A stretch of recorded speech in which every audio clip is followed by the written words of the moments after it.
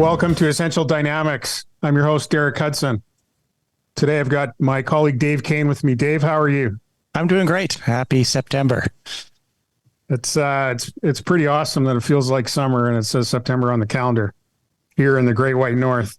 Thanks to our listeners for joining us again on the Essential Dynamics podcast. We explore the concepts that are part of the Essential Dynamics framework through deep conversations with interesting people. And today you're stuck with Dave and I, but we expect to have some deep and interesting conversations. Dave, what's been on your mind lately? Well, it's been a little bit because for a good chunk of August there, we sort of step back and just let the energies come back up, and it's fun because we get to go out, and I had more conversations with people who've either listened to this or we get into conversations about stock and building a birdhouse and all those things. So that was a lot of fun because summer was just about connecting, right? And just sitting down and exploring some of these ideas. So I really enjoyed that. But, the piece that I kind of come with today is not everybody associates or feels stuck. A lot of businesses, they think, we're actually doing all right. We're kind of moving along. But they do really like getting into the conversations along the very same topics. And it always comes back to systems and understanding their system and getting the flow in their system. So that's kind of what's been on my mind for the last week or so here. So I wouldn't mind helping or having you help me unpack systems a little bit and dive into that sort of topic. I'd be really happy to do that. I ran into a couple of conversations and some stuff I read online recently, which kind of recast this for me a little bit. And that is the idea that you should have a system for your business. And if you don't have a system, you should have a system. I'm going to phrase it slightly differently. There's always a system. If you're in an organization, if it's a business, not for profit, or maybe even just a volunteer organization, it exists for some reason. People congregate to do something. And it's not just one operation that does that. So there's a combination of the efforts of different people and different resources. That's a system. Even if it's not designed as a system or referred to as a system, you've got a system. It might be a bad system.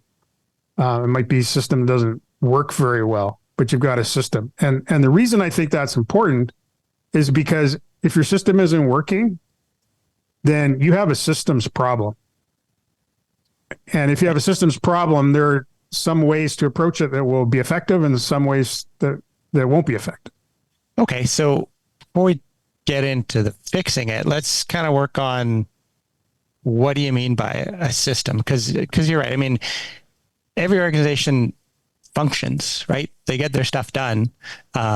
Maybe it's efficient, maybe it's inefficient, and they don't recognize it as a system. So let's explain a little bit about what do you mean when you're talking systems thinking?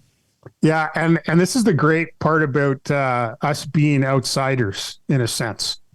Like, we're not trained in systems thinking and we don't have necessarily that vocabulary, but both of us are, I think, keen observers of organizations and what they do and what it looks like when they're doing well and what it looks like when they're not.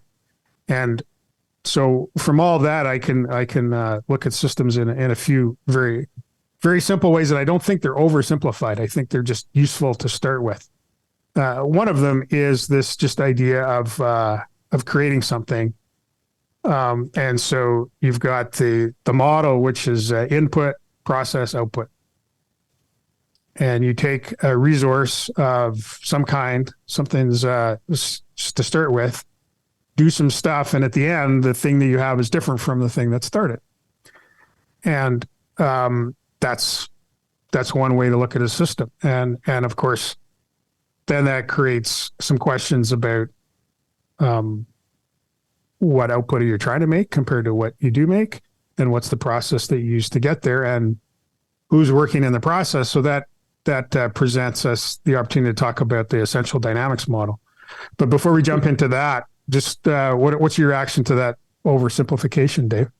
I think yeah, the oversimplification, because it is not sort of this single linear line where A moves to B moves to C, right? It's a complex interaction of all these things within the organization that's going to lead to the effective flow from input to process to output. It's not it's not that simple. And I think when I'm talking systems with people, I mean, that's the basic thread of it. But I look at machinery or I look at nature and I use those as examples of systems. And it's the interworkings of all these parts, all these different components of an engine that goes from gasoline to, acceleration. And so it's that complexity, I think, that's the heart of the systems thinking. Yeah. So, well, maybe that's right, that systems thinking is the distance you have to travel from the oversimplification that I made, input, process, output, into the complexity of all of the different systems and subsystems and operations that have to be in place to get a really desirable outcome. And then the management of that, which is very difficult because you can get lost in the complexity, or you can stay at the oversimplified state, and both of those are challenging in terms of being effective. So, do you want to talk about like just an example of a biological system? And sure, you look at the human system, and helping kids through Bio30, and it's always broken up into little pieces. Compartmentalized. That's thank the you. word. I'm just tripping on my words. And so, you go study the circulatory system, or you go study the respiratory system, or you do all these pieces. But when you're talking human health, they're all tied together. Or if I want to get in better health, I can't just go and look at, well, I better change my diet. Well, you probably better go, work on your fitness and your sleep and your mental health and all those other things. They tie together. And so to me, it's when you're talking about trying to do the system and improving a system, you can't look at one element of it. You have to look at the interplay and how they all connect. Exactly. And that's why I go back to this idea that it's not your business needs a system. It's that your business needs a system. The business needs a functional system, and it has a system. And the reason that's important is, as you say, is you can't take a discrete element out, fix it, and put it back in and expect that you've done everything that needs to be done. I was thinking of an example of that on my walk this morning. So you've let's say you have a high functioning business. It's performing really well. It has what we call flow, and everything seems to be in the right place at the right time, and it's working fine. But then you run into a situation where a critical part is unavailable, and while you have the equipment and the people and everything else you need to make this component that you're going to pass on to your customer, you can't because of this critical subcomponent. So you could say, if you're not taking a systems view, we have a simple problem. That problem is that we don't have the subcomponent, and so it's a purchasing problem, and we need a purchasing solution, and we need to get that thing in place, and then we'll be able to ship again. But it's never that simple. Mm-hmm. It's never that simple. You could ask the question, well, if this is so critical to the customer, where was the risk management plan that anticipated this kind of thing could shut you down? Or perhaps the problem is you don't carry inventory of those parts because your finance team is trying to save cash, and so they won't let people spend money on inventory, and as a result, you're not shipping product. Or it could be that the purchasing person that was supposed to make sure that was in took a few weeks off, and nobody read the emails that were sent to that person about the disruption that was going to come. Maybe it's all those things. Mm-hmm. And that's the systems view that you have to take. So there's never a problem that's just a purchasing problem, I would say. Right. And approaching it that way, the pieces you hit on is you're going to build in efficiency and you're going to build in resiliency, right? by having the system understood and viewed that way. That's right. And so, I guess the concept we're trying to get across here is you're living in a system. If you're in an organization, you're actually living in a bunch of different systems in your life. But we don't have a lot of tools. We're not given a lot of tools in our education and in the work that we do to think about systems. At least that's I've been looking, and that's my experience so far. Mm-hmm. Like, for example, you just talked about, you have a child that just graduated from high school, and they're probably concerned about their marks and the matriculation and getting into university. But can you list off some of the stuff they studied in school? Oh yeah, you go through this sort of thing where they have their sciences and they have their basic maths and socials and the courses, but they've also learned the social interaction. They've learned how to study. They've learned all these skills that when they go off to university, you're going into a single subject now, but it's all these other things you've learned that sort of are necessary, I think, to make you succeed. But those things aren't taught as a subject. The most valuable things you get out of high school are not taught as a subject, and the subjects are parsed out into these topics that you need to understand all of them to be able to work in an organization or to function in life. And then it only gets worse when you get to university in terms of the specialization. And then you go through that, and you can't just be in engineering. You have to choose between civil and mechanical. And then when you're in one of those disciplines, you have to specialize even further. And maybe that makes sense for some technical stuff, but I know both of us have business education, and we started, everything was broken up right from day one. I took no course in university that purported to teach me how to think of an organization as a system. The subjects rarely cross over. And even, the best examples of that, when you get into like case-based learning, you're taught to think about the different elements of it. What is the marketing application? What is the finance application of this? But you still look at it through all these different lenses. You're never intertwining them.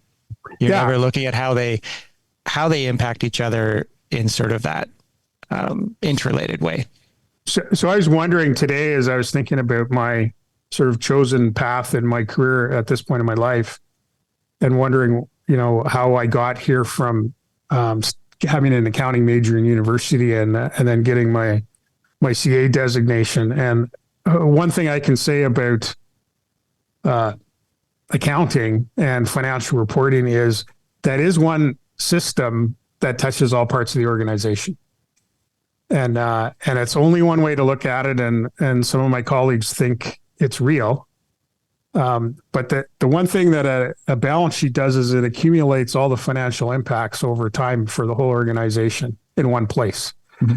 And that gave me the ability, I think, to start to see the system. And then, of course, I realized that wasn't the whole of it, and started learning a little bit more about operations and strategy and stuff. But that's the thing that we need to do, we need to learn to think about systems, because that's where the challenges and opportunities are. Yeah, well, it's a lens to look at all those things. It's not the tool to help. You need to change your thinking, not the lens through which you look at it, in order to view it as a system. You need to change your thinking. So let's talk about that. What does it mean to use systems thinking? What are people missing, or what can they start doing? What are they missing? We have the tendency, when we think about systems, to do, I think, three dysfunctional things. One of them is to oversimplify and to just look at the surface and wish kind of that we could push a button and change the system. The second one is that we can break it up into subsystems and then try and optimize the subsystems, and that tends to be the sort of organization chart way to do it. And the third one is that we can get so enthralled by the complexity that we just dive in, and we never come back out. So the oversimplification, I think you see that a lot in political solutions. There's a problem with the economy or homelessness or healthcare or something like that, and so the government proposes a solution, and they have a press release and ribbon cutting, and then this is going to solve that problem, and it's never that simple. The solution is typically something you're not going to be able to cut a ribbon about anyway. But there's this oversimplification. I think for a lot of us, it's wishful thinking. Right. It's like we wish there was a button we could push, and so we will imagine and act like there is one. Right. And trying to solve it or get, value at the other end. When you oversimplify, you either end up with an unintended consequence or you don't get the magnitude of value you're pursuing. Yeah. So the worst case scenario is you don't get what you want and you get a bunch of stuff you don't want. And that's probably more often than not, that's what happens. Yeah. Whereas if you break it into the components, which I think you see far too often in organizations that are siloed, they head off on an initiative that's going to improve something within the system, but it's in isolation. You get that local optimization, and you get an outcome. You're seen as doing something, and you do get the lift, but it's not as magnified as it could be. Well, the improvement doesn't make it to the end of the line, and perhaps even the improvement wasn't designed to make it to the end of the line. I have an example. So with my health thing, and I'm trying to get healthier, and it's a system of my fitness, my eating, and my rest. Say oversimplified, and I just go off and change my diet. I'm going to see some benefit, but I'm not improving the system as a whole, and I'm not going to reach the end goal. Exactly. So that breaking it down, picking an isolated thing to work on, typically doesn't work. It could if you pick the right thing, but without systems thinking, you don't know what that is.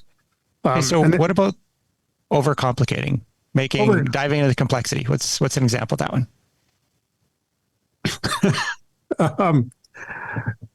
So I used to work with almost exclusively with engineers and scientists. So I'll just share one example. I won't use his name. It's a guy that I think very highly of. And he's an awesome engineer, but we had a project that was delayed. And so he was presenting to a group on what was going on with the project and why we hadn't solved the customer's problem yet. And so he gave us a detailed technical explanation of a particular experiment that was done, and then explained why that failed, sort of catastrophically. Now, these are micro scale things, so it didn't blow up a lab or anything, but it didn't work. And as he explained what went wrong, his eyes kind of lit up. And then he went on to the next iteration, and they tried a different approach, and it also didn't work. And his eyes lit up even more. And what I realized at some point was that he was not looking at the same problem I was looking at. He was learning. He was learning about physics. He was learning about, processing these wafers. He was learning about what didn't work. And every time he did that, he learned something. And that's what he enjoyed doing. And he lit up when he learned a new nugget of truth. I'm worried about billing the client and moving on to the next project. So we had a little bit of a recalibration after that as that insight came out. And we had to help the project engineers understand that we were doing what we agreed to do with the client as fast and as best as we can. And we're going to learn along the way, but we can't kind of reverse that order because they were just in love with problem solving. Mm-hmm. And so if you love complexity, there's no end of complexity in an organization, and you can dive in and you can feel like you're solving problems. But if you're not solving the problem that's holding back the flow, then you're not helping the system. Yep. And I'm guilty of that one as well. I mean, I can think of several examples of, overzealous model building that's gone past where it needed to be in order to achieve. And you lose sight of the forest for the trees, right? This is what I'm excited about. This is where my passion has taken me, and I missed the mark. So those are some ways that, looking at the system unproductively, but still feeling like you're doing something helpful. So maybe let's just talk about words for a second, because I want to introduce or test a concept. We've used stuck on the podcast and in our work for a long time. Yeah. And you said, Dave, you've run into people who say they don't think they're stuck, but they're still captivated by conversations about the system. The system and the process to improve their system, or even understand their system better. So stuck might be a little bit of a firm position to take, to say, in some people's minds, that's this, like, we're not producing anything. The system is like ground to a halt. Other people would view stuck as I'm sitting outside the system. I'm trying to improve the system, and I'm stuck because I can't figure out a way to improve the system. Mm-hmm. And so if the system isn't performing to its potential, it may not be stuck, but there's still room for improvement. And so somewhere in there, I want to use the term system dysfunction. Okay. Yep. Which is that, yes, there's a system. Maybe we've not designed it. It exists. We are getting some output. We've gathered together to accomplish something, but we're not experiencing flow. We're not producing at the rate or the efficiency or the quality that we want. People are frustrated. Too much of stuff takes too much work. There's too much intervention and rework and expediting and negotiating and cajoling and coercing and motivating. That's system dysfunction. Yeah, I like that. I can sort of see that. Let's start to explore that one, maybe a bit more next time. But I like the idea of using that term, because it brings in the flow, and it doesn't sort of singularly focus on, well, it's broken, or it's purely inefficient. It's dysfunctional because it's now understood and can be better, and there's pieces in it that we can isolate and improve on. Is that kind of where you're going with it? Yeah, that's where I'm going with it. And so, well, I'll do it in other avenues as well, but to the listeners of the podcast, I am very interested in hearing stories about system dysfunction in organizations. I'm also very interested in hearing stories about systems dysfunction that was addressed and managed and became systems flow. But I think we can learn a lot if we ask the question, what's dysfunctional in the system, or what's not flowing in the system. And I would also add that the nice thing about systems dysfunction is I don't think it's accusatory. I don't think it's blaming. I don't think we're putting it on someone to say, you're doing a bad job. Systems are complex. They need maintenance. They need design. When that doesn't happen, the system can be dysfunctional, and it's not a particular person's fault, but it's everyone's opportunity to address it. I like that. And in my mind, as you're saying it, it's not always easiest to sort of go and pinpoint the dysfunction in the system, but the element you brought in there was the flow piece. And so often when I'm looking for it, it's within the value flow, the information flow, the energy flow, the cash flow. It's the impediments, or the things that are narrowing the pipe a little bit. And so that has helped me in the past to identify, well, there's these dysfunctions. Now let's go explore the system and figure out why it's there and what's going on. Yeah. So there's, you can look at outputs to the system and note systems dysfunction. You can look at things that are blocking the system that you can observe, and that indicates system dysfunction. There's also a feeling. I think flow can be psychological as well. If you go to work and you feel like you're part of a team that's people are working together and producing stuff and you've got each other's backs and stuff like that, that's an indication your system's working. And if you feel like you're fighting or you're under attack, you don't know what to do, there's confusion, there's bad morale, those are all signs of systems dysfunction. I kind of feel like I want to, offer T-shirts at our merch store that we haven't set up yet, and there's two in mind, and you tell me if you think it's one or the other. The T-shirt either says it's the system stupid, or it's the stupid system, and I'm not sure which one I'm holding to right now. I think the latter one there might get you fired, but yeah, I guess we can call the system stupid. We should never call anyone stupid. So that's true. At least you're taking the personal side out of it. So in my family, growing up, the S word was stupid, and the other S word was shut up. That's as vulgar as it got in our house. Okay, so we've come up with this new, introduced this new definition of this systems dysfunction. Talked about some of the ways it can cause. I think we should sort of wrap it up here and come back next time and actually dive into, okay, now what do we do about it? Or how do we identify it more clearly? And then what do we do about it? So, all right. So let's call this one an interim stopping point. Dave, thanks very much for being on. Dave Kane is with me at Unconstrained. Bryn Griffiths, as always, is making us audible. Thank you very much.